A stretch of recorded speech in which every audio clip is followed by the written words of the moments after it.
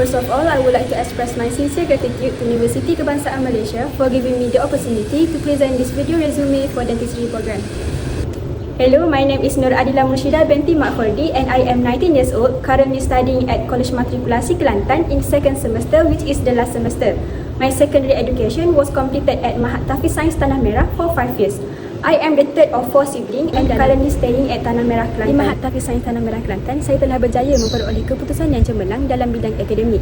Contohnya, dalam sijil menengah agama, saya telah mendapatkan keputusan Mumtaz Sofi. Dalam sijil pelajaran Malaysia, saya berjaya memperoleh 8A, 2B dan 1C.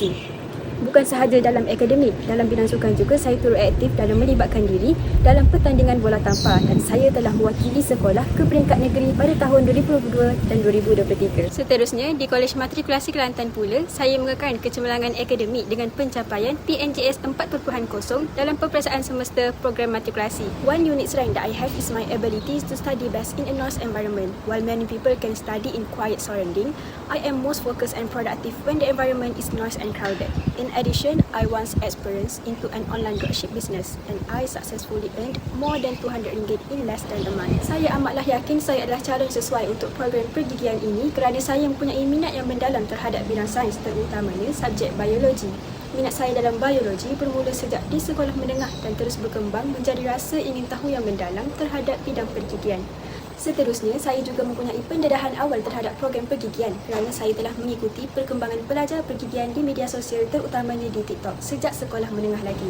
Melihat kerja makmal dan juga interaksi beliau dengan pesakit sepanjang latihan telah memberikan saya motivasi yang kuat untuk mencuburi bidang pergigian sekaligus melayakkan saya dipilih sebagai pelajar dalam bidang pergigian. Saya mempunyai kemahiran untuk berfikir secara kreatif dan juga inovatif. Buktinya, saya pernah menghasilkan produk ubat gigi berasaskan kulit etok dan memenangi tingkat emas dan perak dalam 2 pertandingan inovasi iaitu JICAS dan juga Fitram.